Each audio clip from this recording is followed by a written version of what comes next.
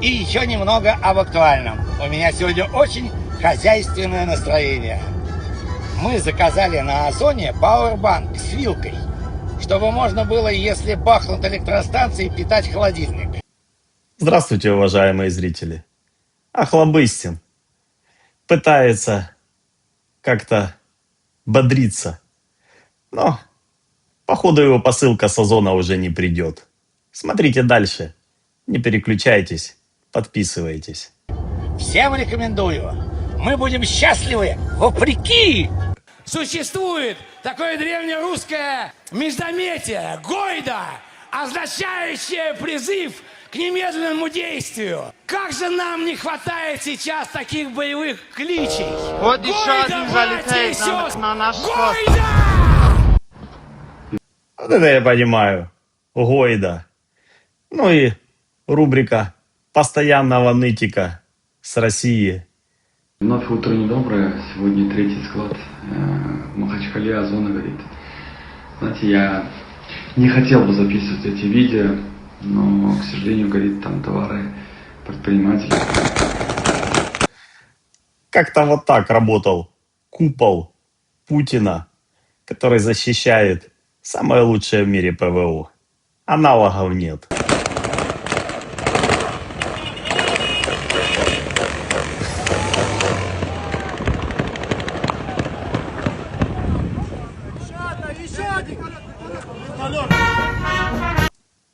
А вот так вот проходит тренировка этих ПВОшников. Внимательно.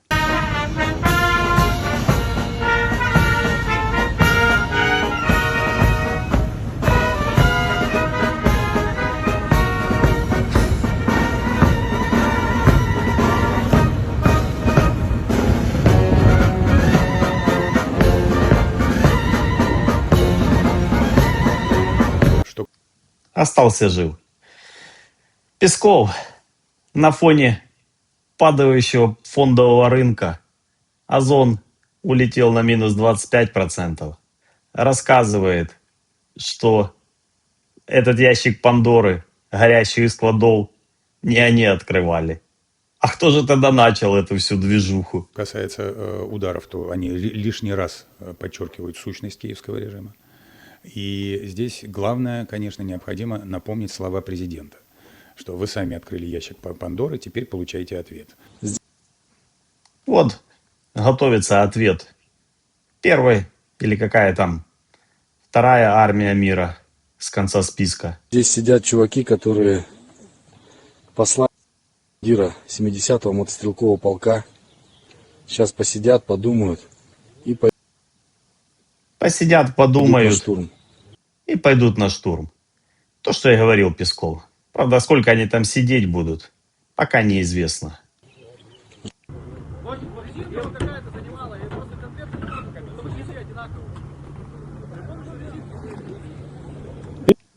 Ну, если вы думали, что с бензином только на дорогах проблемы по всей России. Нет, на воде тоже. Ну что, кто крайний-то, пацаны? Он сказал, вон та, Волжанка. Кто крайний?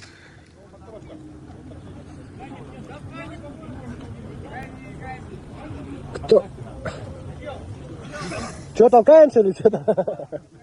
Жительница Белгорода рассказала, во что превратилась ее жизнь из-за войны. Сколько будет еще продолжаться, что мы будем жить по рации и слушать, а где летит, куда бежать, а куда Что же это происходит там в Белгороде? прятаться? Почему мы должны бояться сирен, Хочется движухи.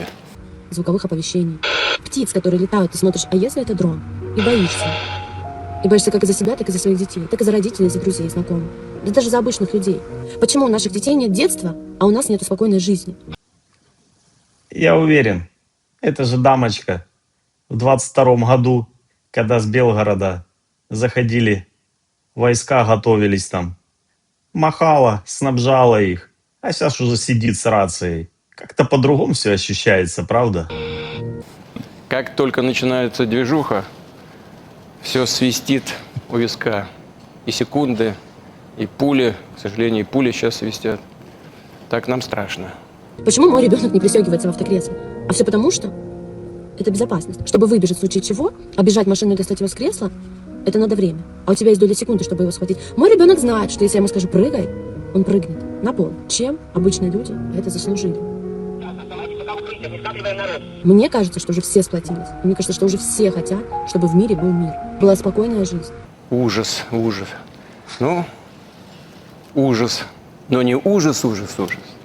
Я считаю, что вообще Путин очень много сделал для России. Вот, и он старается искренне. Поэтому я ему просто хочу сказать спасибо. Есть и такие. Но он явно живет не в Белгороде. У меня все. Все бы ничего, но свет нам так и не дали, и что-то с генератором. Меня Как вы думаете, а где это нету света? Почему с генераторами так тепло? Конечно же, это родная гавань, Крым. Эх, света нет, бензина нет. Давайте послушаем, что там хоть, может, что-то другое есть. успели разозлить. Вот так вот, ребята, мы живем сейчас интересно и весело в Крыму.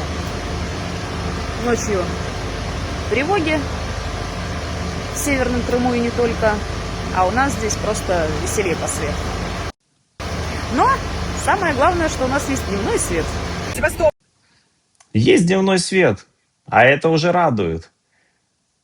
Что там Севастополь, Симферополь? Симферополь, крымчане, перекличка. Кто-то рванулся молочкой, ну или еще каким-то скоропортом за время... У кого там дно рвануло от того, что продукты долго везли по жаре? Отпишитесь, пожалуйста, тут дамочка переживает. Отключения электроэнергии на нашем прекрасном полуострове. Я, слава богу, нет, но сколько раз я выпила эту гребаную прокисшую экспоненту, которая... Ну, конечно. Кто же скажет, что меня тоже там рвануло? Да вот, хочу дойти, таких же, как я.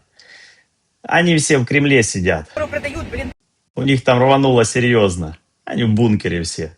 по скидке. И у нее срок годности еще минуточку 7 дней. Я ее начинаю пить, она кислая. Я приношу домой молоко из сети Яблоко. Оно сразу через полчаса в хлопе. Вот он. Тот, который заслужил и заварил эту всю движуху. А ну, что он скажет нам интересного? Нужно просто создавать условия для людей. Условия, хорошие условия, чтобы у них не было желания никуда уезжать. Все делает для людей, ничего для себя. Не жалеет. Вот это я понимаю. Настоящий царь. Ночью, днем думает, как людей обеспечить, чтобы они никуда не уезжали. Пока те штурмуют грузинскую, абхазскую границу, уезжают всеми возможными и невозможными способами. Друзья, прошу поддержать канал подпиской. Напишите комментарий, ставьте лайк. Спасибо за просмотр. До скорых встреч.